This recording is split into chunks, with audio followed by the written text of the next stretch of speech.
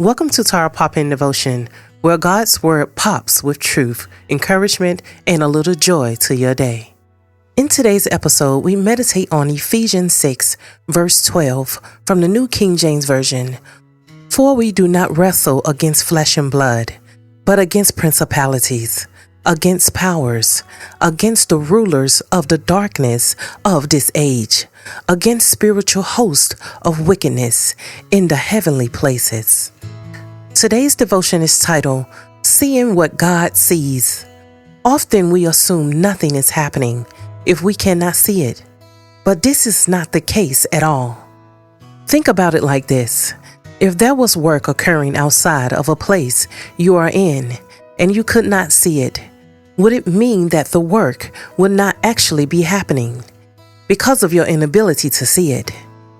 Or, if you cannot see inside the grocery store across town, would that mean that no one is shopping? Absolutely not. However, this is how many of us choose to live our lives. We are saved, filled with the Spirit, and faithful to God and His church.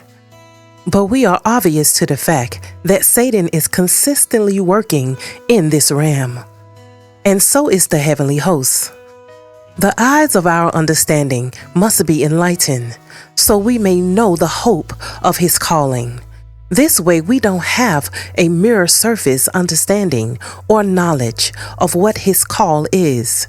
Instead, we can know the depth of His calling.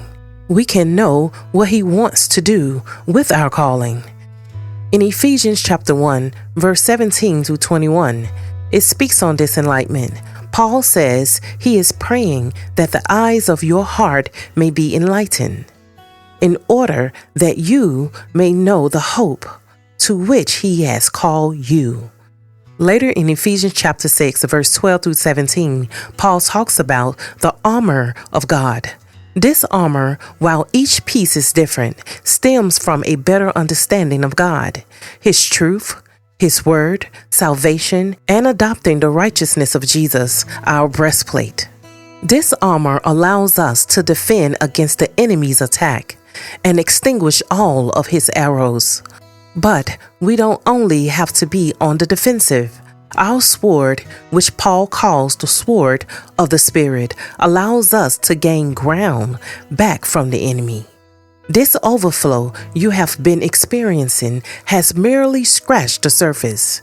When the eyes of your understanding are enlightened, you will walk in an unprecedented outpouring from God. God is capable of and desires to open up a realm that is not bound by time, geography, or human capability. The question is, will you let God enlighten your eyes? As we close, let this be our prayer. Lord, help us to trust You in the silence, praise You in the waiting, and proclaim Your faithfulness in every season. Thanks for popping in.